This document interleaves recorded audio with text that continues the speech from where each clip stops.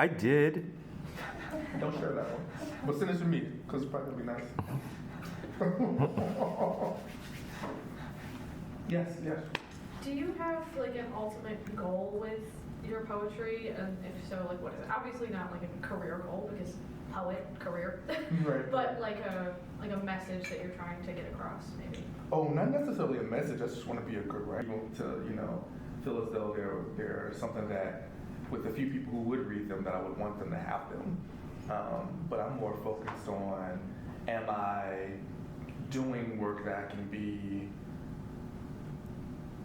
not even necessarily proud of, but interested in, right? And then years later when I read it, it's like, oh, I can see what I was really doing there. Even if I don't like the trajectory any longer, or I see more deeply into even the topic, like, oh, I missed that point in history. I didn't include that in the poem, but there's still some. It got to the point where the students were like, read that poem. That makes fun of us. It's like, oh, God. I'm not making fun of you. I just don't want you saying the N-word over my head. But it ended up moving, so I don't know what they ended up doing after that. But,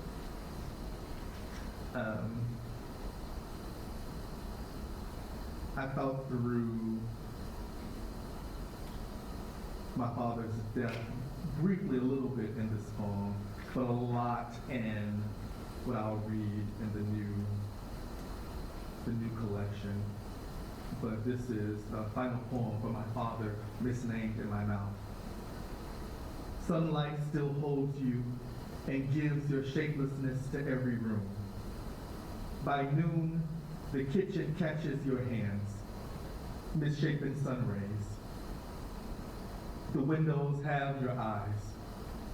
Take it from me, your body.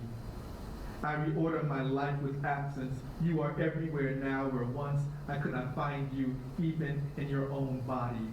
Death means everything has become possible. I've been told I have your ways. Your laughter haunts my mother from my throat. Everything is possible. Father light washes over the kitchen floor. I try to hold a bit of kindness for the dead and make of memory a sponge to wash your corpse. Your name is not addict or sir. This is not a dream. You died and were buried 3 times. Once after my birth, again against your hellos shedding into closing doors, your face a mask I place over my face. The final time you beneath my feet. Was I buried with you then? I will not call what you had left anything other than gone or sweet perhaps. I am not your junior, but I fell in love with being your son. Now what? Possibility was a bird I once knew. It had 1 wing.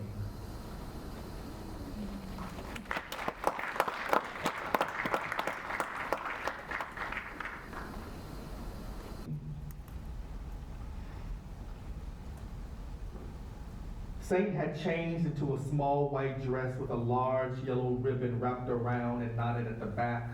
She wore no shoes and encouraged everyone to take off their own. She went to the bonfire and started clapping. Soon everyone clapped with her in unison. Clap, clap, clap. And she began to dance, to twirl and laugh.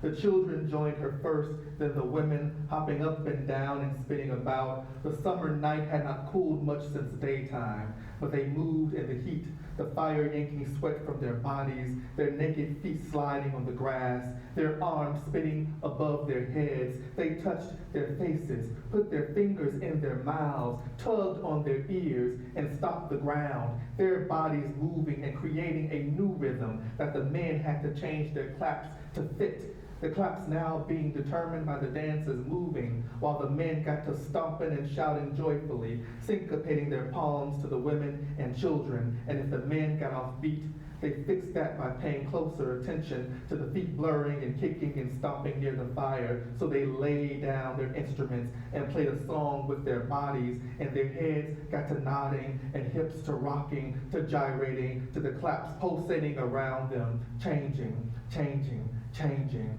and their mouths open, and the funk of the body let loose, the sweat, the stink, all in the hair, until somebody hollered something beyond a word, and they kept on hollering it, the sound leading into another sound, into a new sound, loud from the mouth, like a spirit trying to answer the bodies, or the bodies trying to answer the spirit that wouldn't be contained, as their legs kicked and their heads rolled until their movements spoke in tongues, and the throat got to letting out a moan here and a groan there, and the sound of pain left their flesh, while their muscular bodies and their thin bodies and their fat bodies and their sickly bodies glistened in the fire, and every child screamed as they jumped and spun, and every man clapped, moaned, and testified with their feet to what sounded like it hurt so bad, must have hurt them so bad, coming up out the body, out the burning wail of the throat, out the wet of the spit, wailing, lifting up from the bodies now, contortion flexed and contracting on the ground, eyes fluttering in their heads, the body creating a new way of being, a new way of thinking, creating a new knowledge that belonged to them.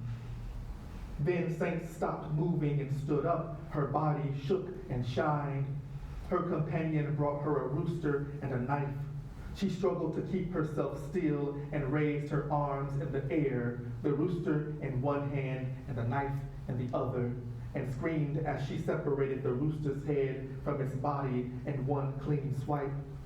At that moment, Saint felt the gate, which was a bridge between the living realm and the spiritual realm, swing open over the creek.